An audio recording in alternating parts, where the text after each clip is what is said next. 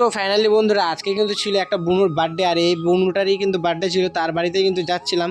তো চলো বেশি দেরি না করে পুরো ভিডিওটা শুরু করা যাক। তো ফাইনালি গাইস আজ সন্ধ্যাবেলা কিন্তু বার্থডে বাড়িতে যাব বলে আমি কিন্তু রেডি হয়ে গেলাম গাইস, কিন্তু বার্থডে বাড়িতে গিয়ে আমার অবস্থা একদম খারাপ হয়ে গেল, যেটা দেখে বাচ্চা কাচ্চাগুলোও আমাকে দেখে ভয় পাচ্ছিল গাইস। কি বলবো বলো, এরা তাই বলা সত্ত্বেও শোনে না।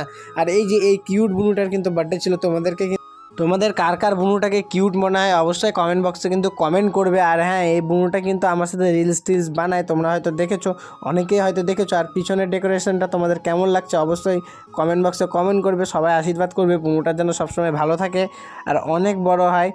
আর যেহেতু আমার যেতে দেরি হয়ে গেছিলো, তাই কিন্তু খুব তাড়াতাড়ি তারা কেক টেক কাটিং করে ফেললো।